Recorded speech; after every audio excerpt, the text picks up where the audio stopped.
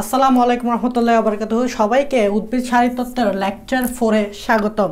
আজকে আমরা সক্রিয় পরিশোষণ পদ্ধতিতে যে খনিজ লবণগুলো পরিশোষণ হয় সেগুলো নিয়ে আলোচনা করব। তোমরা জানো ইতিমধ্যে আমরা নিষ্ক্রিয় পরিশোষণ পদ্ধতি শেষ করছি। তো তোমরা জানো যে গত ক্লাসগুলোতে আমি সক্রিয় পরিশোষণ নিয়ে আলোচনা করছিলাম, যেখানে আরও সক্রিয় পরিশোষণ অনেক পয়েন্ট নিয়ে আলোচনা করছিলাম। বাট আপাতত তোমার এই 3টা পয়েন্ট জানলে চলবে যে সক্রিয় পরিশোষণ পদ্ধতিতে আমরা জানি গত ক্লাসে পড়েছিলাম, সেটা হচ্ছে এটিপি লাগে। তারপর কি লাগে বলো তো? সক্রিয় পরিশোষণ পদ্ধতিতে অ্যানায়ন আর ক্যাটায়নকে পরিশোষণ করতে বাহকের প্রয়োজন। গত ক্লাস যারা করছো তারা অবশ্যই জানতে পারতেছো বা বুঝতে পারতেছো। আরেকটা খুব গুরুত্বপূর্ণ পয়েন্ট, সেটা হচ্ছে সক্রিয় পরিশোষণ পদ্ধতিতে ক্যাটায়ন ও অ্যানায়ন সবসময় একসাথে পরিশোষিত হয়, আলাদা আলাদাভাবে পরিশোষিত হয় না। এই 3টা পয়েন্ট জানাটা খুবই জরুরি যে সক্রিয় পরিশোষণ পদ্ধতিতে এটিপি লাগে এবং সক্রিয় পরিশোষণ পদ্ধতির জন্য বাহক প্রয়োজন। যেরকম আমরা যখন মরুভূমিতে চলবো তখন আমাদের যেরকম উড দরকার, মানে বাহক প্রয়োজন, ঠিক সেমভাবে ক্যাটায়ন এবং অ্যানায়নকে পরিশোষণ করার জন্য বাহক প্রয়োজন। আর মনে রাখবা, খুবই গুরুত্বপূর্ণ, ক্যাটায়ন ও অ্যানায়ন কখনো আলাদাভাবে পরিশোষিত হয় না, একসাথে পরিশোষিত হয়। এগুলা সক্রিয় পরিশোষণ পদ্ধতিতে ঘটে। এখন এই পাশে দেখো, সক্রিয় পরিশোষণ পদ্ধতিতে মতবাদ আছে 3টার মধ্যে প্রথম মতবাদটার নাম হচ্ছে লেসিতিন বাহক মতবাদ। দেখো এখানে নামে বোঝা যাচ্ছে বাহকটাকে লেসিতিন। লেসিতিনটা বাহক হিসেবে কাজ করে, যেহেতু আমি বলছি বাহক প্রয়োজন। লেসিতিন বাহক হিসেবে কাজ করে এবং লেসিতিনটা ক্যাটায়ন এবং অ্যানায়নকে একসাথে পরিশোষণ করে মূলে পৌঁছে দেয়। 2 নম্বর মতবাদটা হচ্ছে প্রোটন অ্যানায়ন কো ট্রান্সপোর্ট মতবাদ। প্রোটন মানে হচ্ছে H+, অ্যানায়ন মানে তো তোমরা চিনো, কো মানে হচ্ছে একসাথে, ট্রান্সপোর্ট মানে হচ্ছে পরিবহন। দ্যাট মিন্স প্রোটন এবং অ্যানায়নকে একসাথে পরিবহন করে এই মতবাদের মাধ্যমে। এটাও আমরা পড়ব। 3 নম্বর মতবাদটা খুবই গুরুত্বপূর্ণ, সেটা হচ্ছে লুন্ডেগর বা সাইটোক্রোম পাম্প মতবাদ। এখানে সাইটোক্রোমটা বাহক হিসেবে কাজ করে এবং তারা খনিজ লবণগুলোকে পাম্প করে মূলে পৌঁছায় দেয়। সো এই 3টা মতবাদ আমরা বিস্তারিত পড়ব। আর একটু এদিকে দেখো, এই 3টা মতবাদকে আয়ন বাহক মতবাদ বলে। আয়ন বাহক মতবাদ। এখন সিম্পল, এটা কেন বলে সেটা ব্যাখ্যা এখানে দিয়ে দিছি। কেননা ক্যাটায়ন ও অ্যানায়নকে বহন করতে বাহক লাগে। দ্যাট মিন্স এই মতবাদের মাধ্যমে দেখবা ক্যাটায়ন এবং অ্যানায়নকে বহন করতে বাহকের প্রয়োজন। বাহকগুলো তাদেরকে বহন করে নিয়ে যাবে। যেরকম মরুভূমিতে উট আমাদেরকে বহন করে নিয়ে যায়, ঠিক সেমভাবে এই বাহকগুলা এই আয়নগুলাকে বহন করে নিয়ে যাবে। তাই এদের আরেক নাম হচ্ছে আয়ন বাহক মতবাদ। আশা করি তোমরা এতটুকু বুঝতে পারছো। আজকে আমরা এই লেসিতিন বাহক মতবাদটা নিয়ে আলোচনা করব, খুবই গুরুত্বপূর্ণ। আমি জিনিসটা অনেক বিস্তারিত পড়াবো, অনেক কোয়েশ্চেন তোমাদের সামনে তুলে ধরবো, যেগুলো তোমাদের মনে আসতে পারে, না আসলেও আমি নিজ থেকে বলে দিব, যাতে তোমরা ফিল করে করে পড়তে পারো। চলো আমরা লেসিতিন বাহক মতবাদে চলে যাই।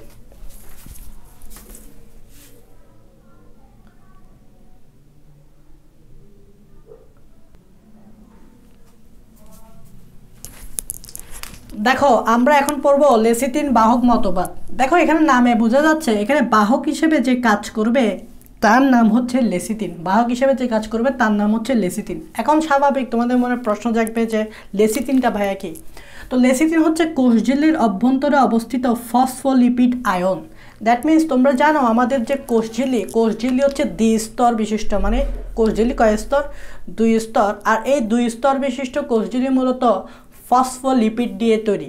তোমরা জানো ছোটোবেলা থেকে পড়ে আসতেছ যে কোষঝিল্লি ফসফোলিপিড নামক 2টা স্তর দিয়ে তৈরি। এটাকে বলা হয় ফসফোলিপিড বাইলেয়ার। বাই মানে 2, লেয়ার মানে স্তর। তাহলে ফসফোলিপিডের 2টা লেয়ার থাকে। তাহলে এটা যদি আমাদের মূলের কোষঝিল্লি হয়, এই যে দেখো 2টা লেয়ার, এটা একটা লেয়ার, এটা একটা লেয়ার। এই লেয়ারগুলো কি দিয়ে তৈরি হয়? ফসফোলিপিড। তোমরা কি জানো ফসফোলিপিডগুলো দেখতে কীরকম? ফসফোলিপিডগুলো হচ্ছে এরকম মাথাওয়ালা। ফসফোলিপিড হচ্ছে এরকম মাথাওয়ালা, ফসফোলিপিডগুলো হচ্ছে এরকম মাথাওয়ালা।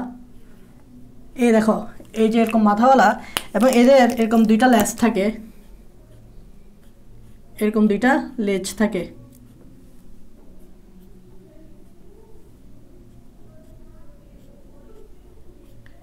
এই দেখো এরকম 2টা লেজ থাকে। এটা একটা ফসফোলিপিড, এটা একটা ফসফোলিপিড, এটা একটা ফসফোলিপিড, এটা একটা ফসফোলিপিড। এগুলো হচ্ছে ফসফোলিপিড। এবং একটা ফসফোলিপিডের একটা পোলার ফসফেট মাথা আছে আর 2টা নন পোলার ফ্যাটি অ্যাসিড টেইল আছে। এগুলো হচ্ছে ফসফোলিপিড, একটা পোলার ফসফেট মাটার, দুইটা নন পোলার ফ্যাটি অ্যাসিড, লেজ বা টেল। এখন এই ফসফোলিপিডগুলো মিলে একটা লেয়ার, এই ফসফোলিপিডগুলো মিলে একটা লেয়ার, তার মানে কোষঝিল্লিটা তৈরি হয় ফসফোলিপিড দিয়ে। ঠিক সেমভাবে এই লেসিথিনটাই হচ্ছে কোষঝিল্লির অভ্যন্তরে অবস্থিত একটি ফসফোলিপিড আয়ন। তাহলে এই যে ফসফোলিপিড, এই ফসফোলিপিডের মধ্যে একটা হচ্ছে লেসিথিন। এরকম আরও অনেক প্রকারের ফসফোলিপিড থাকে, তার মধ্যে ফসফোলিপিড হচ্ছে লেসিথিন। এই লেসিথিনটাই বাহক হিসেবে কাজ করবে। মানে ধরো মাটিতে এরকম দুইটা আয়ন আছে, একটা হচ্ছে পটাশিয়াম প্লাস আয়ন আর একটা হচ্ছে Cl মাইনাস আয়ন। এই যে মাটিতে দুইটা আয়ন আছে, এই দুইটা আয়নকে এই যে এই যে ফসফোলিপিড আছে, এই ফসফোলিপিড এই দুইটা আয়নকে বহন করে মূলের ভেতরে পৌঁছায় দিবে। দেখো এই অংশটা হচ্ছে মূলের ভেতর, এই অংশটা হচ্ছে মূলের কোষঝিল্লি, আর এটা হচ্ছে মাটি। তাহলে মাটি থেকে এই দুইটা আয়নকে ফসফোলিপিড তথা লেসিথিন কি করবে? বহন করবে, বহন করে ভিতরে যাবে, ভিতরে গিয়ে মূলের ভিতরে পৌঁছায় দিবে। তার মানে দেখো আমি এখানে দুইটা তল কল্পনা করতে পারি। এই জায়গায় দেখো একটা তল কল্পনা করতে পারি, এই জায়গায় একটা তল কল্পনা করতে পারি। দেখো এই তলটা দেখো বাইরের দিকে আছে বা মাটির দিকে আছে, আর এই তলটা দেখো ভিতরের দিকে আছে, মানে মূলের দিকে আছে। যেহেতু কোষঝিল্লির এই তলটা ভিতরের দিকে আছে, তাই কোষঝিল্লির এই তলকে আমরা বলবো ভেতরের তল। আর এই তলটা যেহেতু বাইরের দিকে আছে, দেখো মাটির দিকে, তাই এটাকে বলবো বাইরের তল। তাহলে দেখো এখানকার যে ফসফোলিপিডগুলো আছে বাইরের দিকে, তারা মাটি থেকে এই খনিজ লবণগুলা বহন করতে নিতে পারবে। তাহলে এই খনিজ লবণগুলো এখানকার ফসফোলিপিড গ্রহণ করবে, গ্রহণ করে ভিতরের তলে আসবে। দেখো এটা বাইরের তল, বাইরের তল থেকে কোথায় আসবে? ভিতরের তল, ভিতরের তলে এসে মূলের ভিতরে আস্তে করে পাস করে দিবে। দ্যাট মিনস ক্লোরিন প্লাস এবং Cl মাইনাস এবং K প্লাস, এরা ফসফোলিপিড বাইরের দিকে যে তলটা আছে এটা এগুলো বহন করবে, বহন করে ভিতরের তলে আসবে এবং ভিতরের তল থেকে আস্তে করে এই ক্লোরিন মাইনাস এবং K প্লাসকে ভিতরে মূলের ভিতরে পাঠিয়ে দিবে। তাহলে কোষঝিল্লির অভ্যন্তরে এই যে লেসিথিন ফসফোলিপিড আছে, তারাই কিন্তু এটাকে বহন করে বাইরের তল থেকে ভিতরের তলে আসতেছে এবং ভিতরের তলে আসার পরই মূলের ভিতরে পাঠিয়ে দিচ্ছে। তো এখন আমরা এটা তো নর্মালভাবে বলছি, এখন আমরা বিস্তারিতভাবে জানবো। চলো আমরা একটু বিস্তারিতভাবে জানি।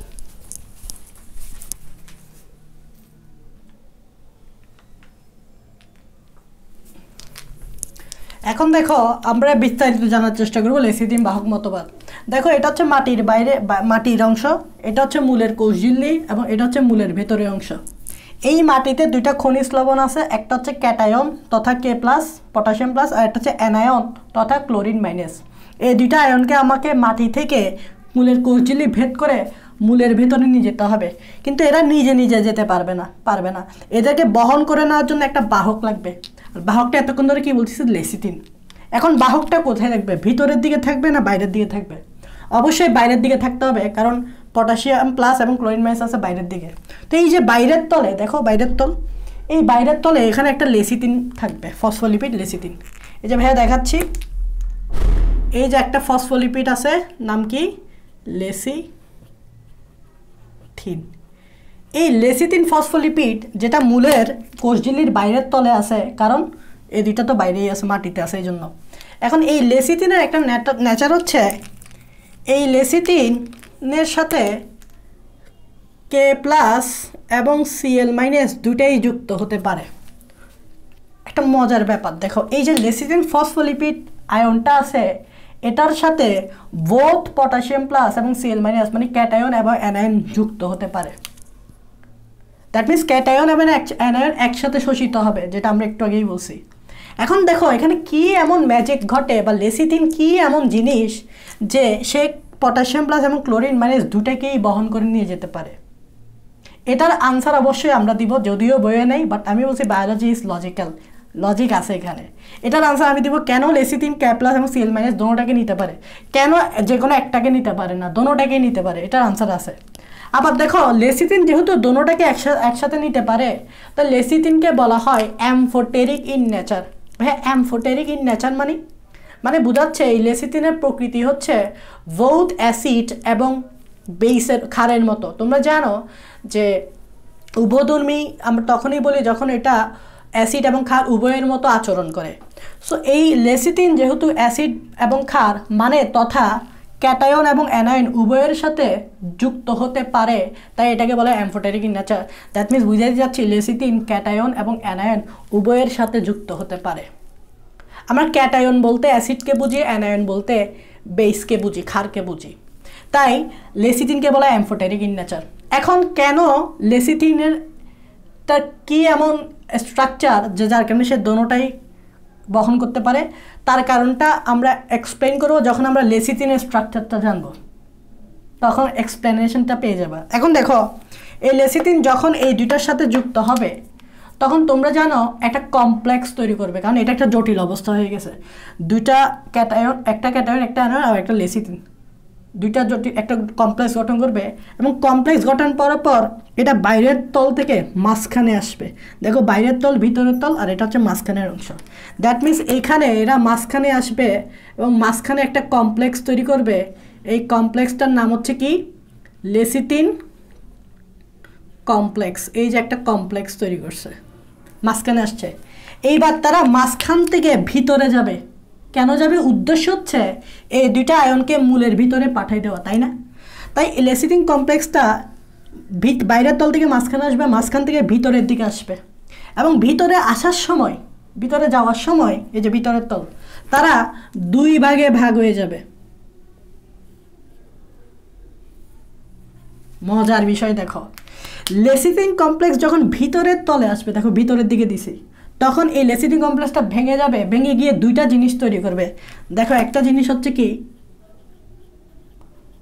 ফসফাটাইরিক অ্যাসিড, আরেকটা জিনিস কি দেখো কোলাইন।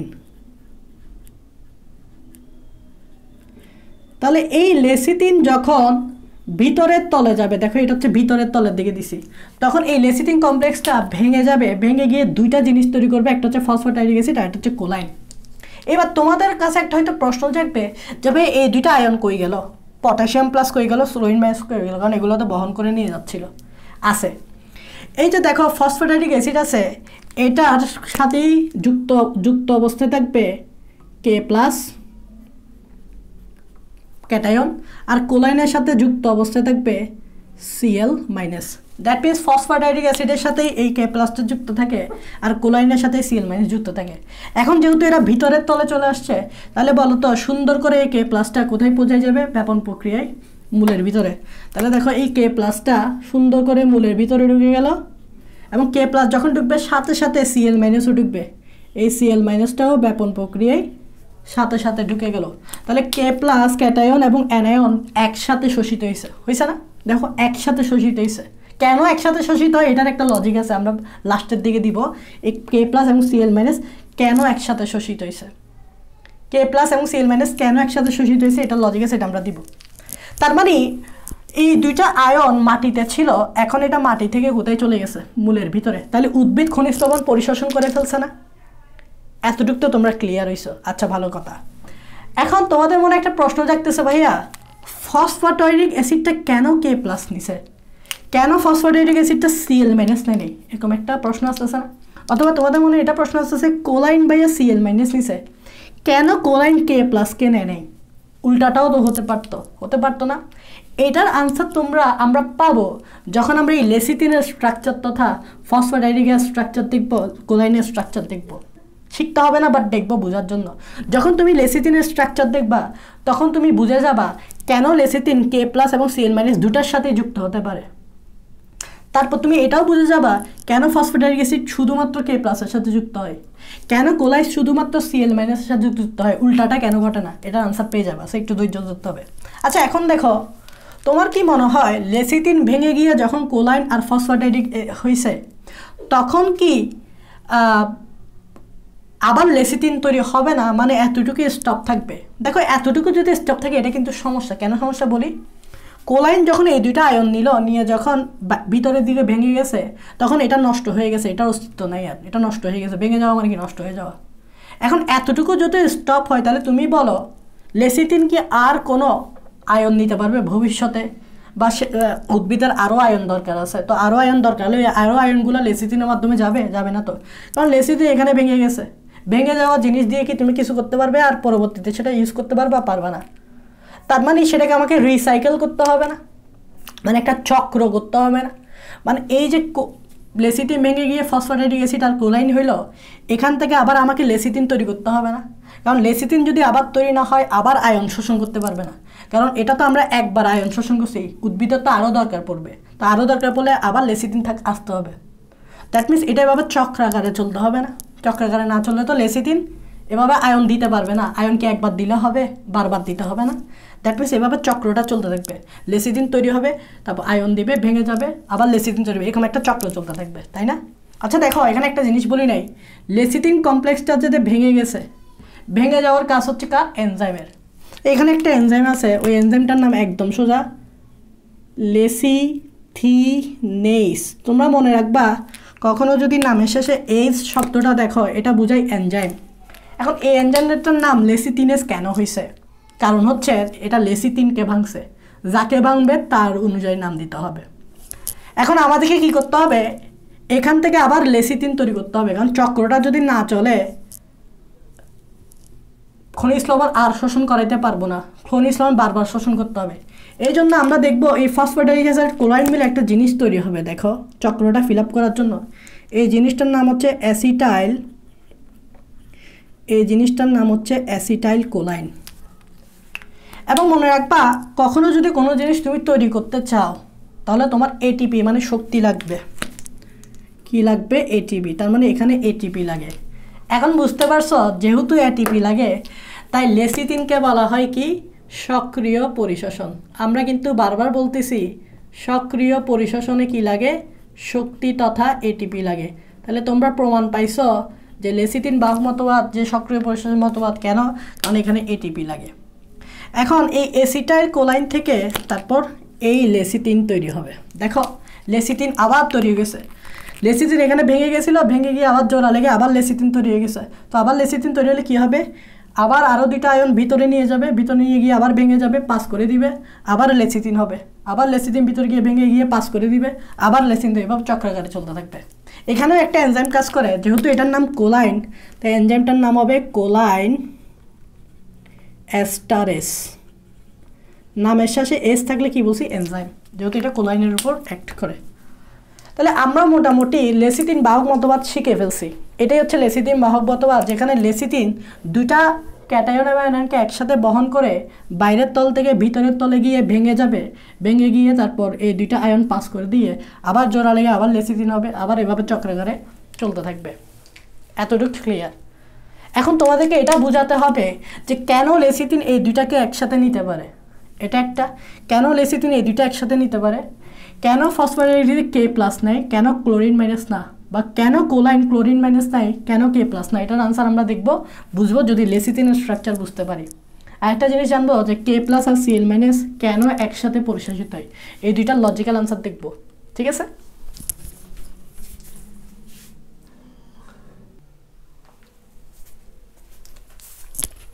হ্যাঁ, এখন দেখো আমরা আনসার দিব কেন লেসিথিন এই দুইটা আয়নকে একসাথে শোষণ করতে পারে, কেন ফসফেটিক অ্যাসিড কে প্লাসকে, কেন ক্লোরিন মাইনাসকে নয়, কেন কোলাইন ক্লোরিন মাইনাসকে, কেন কে প্লাসকে নয়।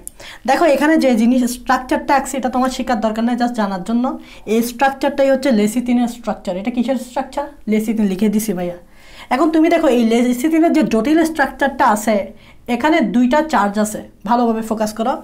একটা এদিকে খেয়াল করো, ফসফেটে একটা মাইনাস চার্জ আছে, এই যে মাইনাস চার্জ, আর একটা নাইট্রোজেনের এদিকে একটা প্লাস চার্জ আছে।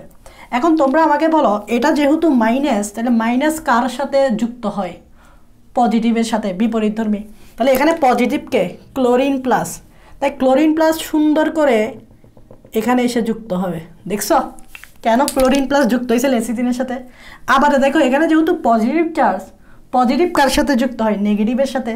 তাহলে দেখো এখানে যে ক্লোরিন মাইনাস আছে, তাহলে এটা কার? পজিটিভের সাথে যুক্ত হবে। এই যে ক্লোরিন মাইনাস পজিটিভের সাথে যুক্ত হবে। এখন তোমরা আনসার পাইছো কেন লেসিথিন পজিটিভ এবং নেগেটিভ দুইটাই সাথে যুক্ত হয়। কেন ভাই, কেন? স্ট্রাকচার দেখেই আমরা প্রমাণ পাইছি, এই জন্যই না lecithin potassium plus chlorine minus দুইটার সাথে যুক্ত হয়। এইবার আসো কেন ফসফেটিক অ্যাসিড কে প্লাস, কেন সিএল মাইনাস নয় সেটা দেখি। তুমি দেখো এখানে একটা মূলক দেখো PO4, তোমরা জানো এই যে PO, এখানে আমি ওটা লিখি না, আরেকটা ও দিতে হবে। এই যে PO4 আছে এটাকে তোমরা বলো ফসফেট। তাহলে নাম মিল পাচ্ছ কোথায়? ফসফ্যাটিডিক অ্যাসিডে কি থাকবে? ফসফেট থাকবে। অ্যাসিড কেন বলতেছে? COOR এর জন্য। তাহলে এই যে অংশটা একটু ফোকাস করো, এই যে অংশটা, এতটুক যে অংশটা, এই এতটুক অংশটাই হচ্ছে ফসফ্যাটিডিক অ্যাসিড।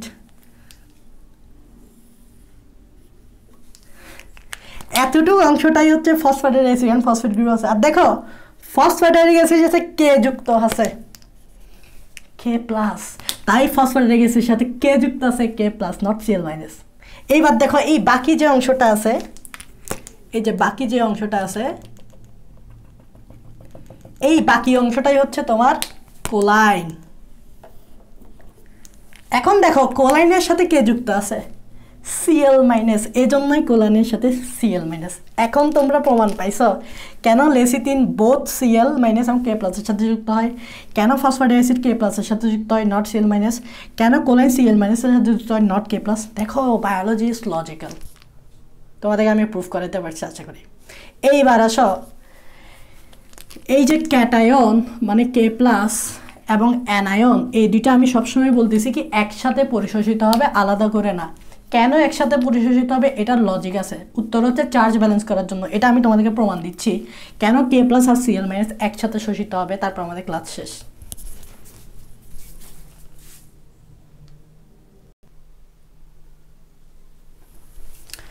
এখন দেখো আমি বলছি কেন K+ এবং Cl- একসাথে শোষিত হয়, আলাদা করে না, সেটার কারণ আছে। দেখে নাও, এটা হচ্ছে মূলের কোষঝিল্লি, এটা হচ্ছে মূলের ভিতরের অংশ, এটা হচ্ছে মাটির বাইরের অংশ, এবং মাটিতে এই দুইটা আয়ন আছে, এই দুইটা আয়ন মূলত মূলের ভিতরে যাবে, তাই না? মাটি থেকে মূলের ভিতরে যাবে। এখন দেখো এই যে K+, এখানে চার্জ কত আমরা একটু দেখি। দেখো এটা +9, এটা -9, যেহেতু এটা প্লাস এটা মাইনাস, তাহলে এখানে +9 -9 কত? 0। তাহলে চার্জ ব্যালেন্স আছে।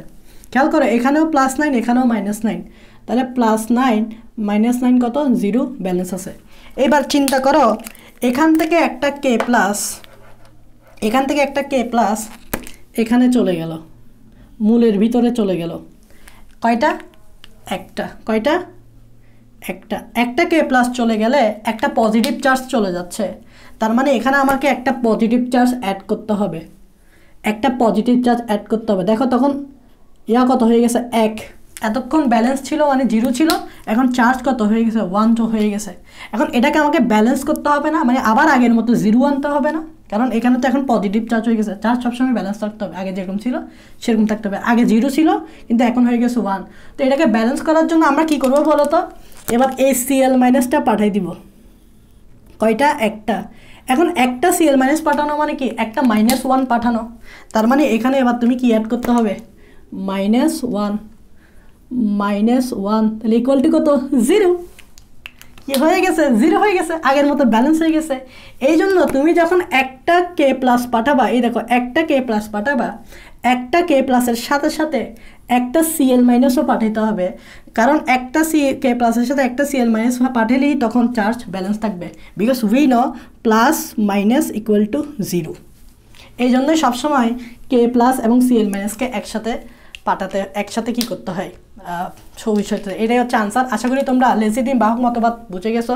নেক্সট ক্লাসে আমরা প্রোটন অ্যানায়ন কো ট্রান্সপোর্ট এবং সাইটোক্রোম পাম্প থিওরি, এই দুইটা মতবাদ ভালো করে শিখবো উইথ লজিক এবং বেসিক দিয়ে। ঠিক আছে? আশা করি সে পর্যন্ত সবাই সুস্থ থাকো, আর এটার উপর তোমরা অবশ্যই নোট পাবা। সে পর্যন্ত সুস্থ থাকো। আল্লাহ হাফেজ।